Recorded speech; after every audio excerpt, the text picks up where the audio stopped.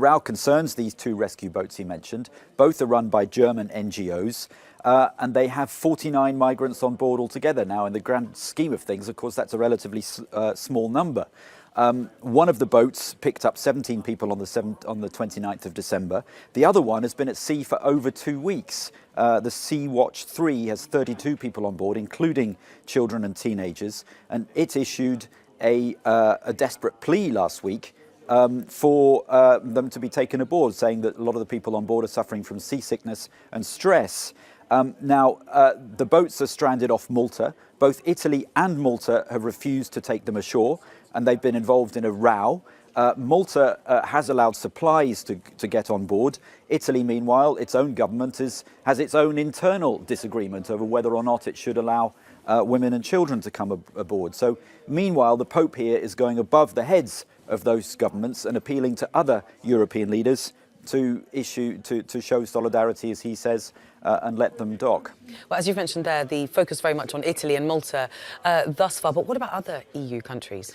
Well, this weekend again, we've seen Spain, if you like, set the example and take in hundreds more migrants that have been rescued at sea, some 550 altogether. Who were struggling aboard almost a dozen small boats, were picked up by Spain's Maritime Rescue Service.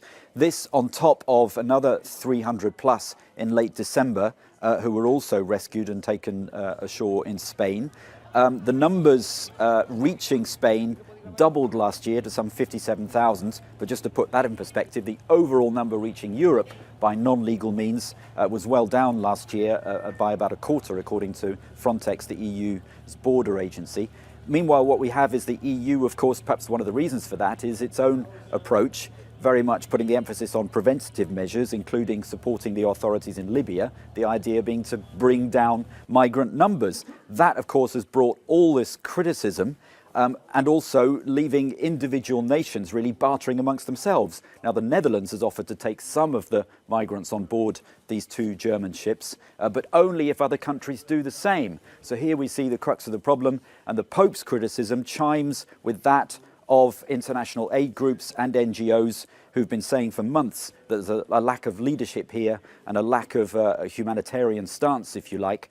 These people are not criminals. They're often fleeing persecution and conflict, and under international conventions on refugees, they have a right that's not being respected at the moment.